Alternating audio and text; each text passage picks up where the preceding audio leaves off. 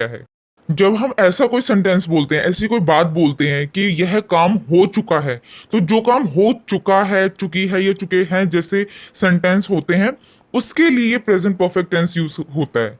And friends, इसका बहुत simple सा रूल है, बस वही फॉलो करना होता है। सब्जेक्ट होता है, सब्जेक्ट के साथ में आपको हैज या फिर हैव लगाना होता है। सब्जेक्ट के साथ में हैज या फिर हैव लगेगा, प्लस वर्ब की थर्ड फॉर्म होगी एंड ऑब्जेक्ट होगा। तो फ्रेंड्स, अब पैराग्राफ का मीनिंग समझ लेते हैं। Steve has just walked outside with his grandfather. मतलब स्टीव अभी बाहर गया है अपने ग्रैंडफादर के साथ। ग्रैंडफादर कौन होते हैं? हमारे दादा या नाना जी। ठीक है। वॉकड आउटसाइड मतलब बाहर गया है। विद हिज, विद हम लगाते हैं साथ के लिए, तो with his grandfather. He wears, wears का मतलब होता है पहनना। ही यहाँ पर स्टीव है। ही वियर्स एन एप्रन। एप्रन क्या होता है? जब हम कुकिंग करते हैं, खाना वाना बनाते हैं, तब हम जो कवर अपने ऊपर लगाते हैं ताकि खाने की छींटे या कुछ ऑयल वगैरह हमारे बॉडी पे, हमारे कपड़ों पे ना लग जाए, इस वजह से हम एप्रन पहनते हैं, तो उसे एप्रन बोलते हैं। So far he has finished cleaning and washing. So far का मतलब होता है अभी तक। ही हैज फिनिश मतलब उन्होंने क्लीनिंग फिनिश कर ली है, क्लीनिंग हो गई है एंड वॉशिंग भी हो गई है। He has also gathered seeds and crumbs. He has gathered, gathered का मतलब होता है इकट्ठा करना। ऑल्सो का मतलब होगा भी, मतलब seeds and crumbs, seeds and crumbs भी उन्होंने इकट्ठा कर लिए हैं। सीड्स का मतलब होता है बीज, एंड क्रम्स का मतलब होता है टुकड़े, तो उन्होंने वो भी इकट्ठे कर लिए। तो देखा आपने किस तरीके से यहाँ पे प्रेजेंट परफेक्ट टेंस यूज हो रहा है। ही के साथ में हैज या हैव मैंने बताया था, तो ही के साथ में हैज लगेगा, ही शी इट नेम के साथ हमेशा हैज लगेगा। और उसके बाद थर्ड फॉर्म यानी गैदर का क्या हो गया? गैदर्ड हो जाएगा। उसके बाद ऑब्जेक्ट है हमारी seeds and crumbs.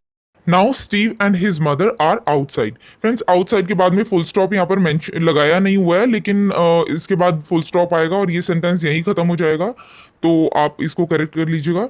Now Steve and his mother, मतलब नाउ मतलब अब, स्टीव और उसकी मदर आर। यहाँ पे आर क्यों लग रहा है? क्योंकि यहाँ पे दो लोगों की बात हो रही है, स्टीव एंड हिज मदर, तो यहाँ पे आर लग जाएगा।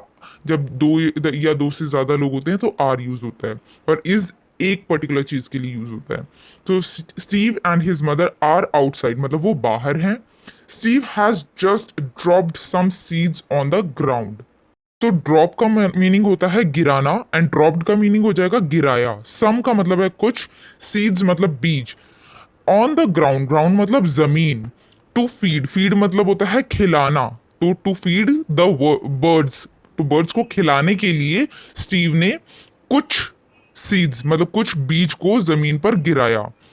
The birds have not come yet. So यहाँ पर कम आप सोचोगे कि यहाँ पे थर्ड फॉर्म क्यों नहीं लगा, तो कम का थर्ड फॉर्म कम ही होता है। कम सेकंड, कम केम कम, केम क्या होगा? Second form, and third form होगा कम।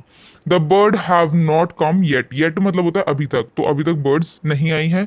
रिसेंटली, रिसेंटली का मतलब होता है हाल ही में। Grandfather has moved in with Steve family, तो ग्रैंडफादर स्टीव फैमिली के साथ में रहने लगे हैं। तो मूव इन का क्या मतलब होता है? मूव इन का मतलब होता है नई जगह में प्रवेश करना। तो जो ग्रैंडफादर है वो स्टीव के साथ, स्टीव की फैमिली के साथ में रहने लगे हैं। He now enjoys living with them. ये सेंटेंस एक सिंपल प्रेजेंट टेंस है, मतलब कि ही नाउज मतलब अब वो उनके साथ में रहना एंजॉय करते हैं, पसंद करते हैं। स्टीव हैज ऑलरेडी, ऑलरेडी का मतलब होता है पहले से ही। Steve has already set down on the bench, मतलब स्टीव जो है वो पहले से ही बेंच पर बैठ। He also wears an apron, मतलब जो ग्रैंडफादर है वो भी एप्रन पहनते हैं। वियर्स का मतलब क्या होता है? पहनना। He has just finished cooking, उन्होंने अभी जस्ट कुकिंग फिनिश की है। Grandfather and Steve wait for the birds, मतलब कि ग्रैंडफादर एंड स्टीव वेट करते हैं बर्ड्स का। दे हैव सीन मतलब उन्होंने देखा है, they have seen birds in the yard before. Before मतलब पहले, यार्ड का मतलब है बेड़ा या आंगन हम जिसे बोलते हैं, तो उन्होंने बर्ड्स को यार्ड में पहले देखा है। Grandfather has always like to see the birds. Like का मतलब होता है पसंद करना, और लाइक्ड का मतलब होगा पसंद किया है। टू सी, सी का मतलब होता है देखना, द बर्ड्स यानी बर्ड्स को देखना। तो grandfather has always like to see the birds मतलब उन्होंने हमेशा बर्ड्स को देखना पसंद किया है। Steve has always like to feed them, मतलब कि देम यहाँ पर कौन है? सारी बर्ड्स हैं, एंड फीड मतलब होता है खिलाना, तो स्टीव ने हमेशा बर्ड्स को खिलाना पसंद किया है।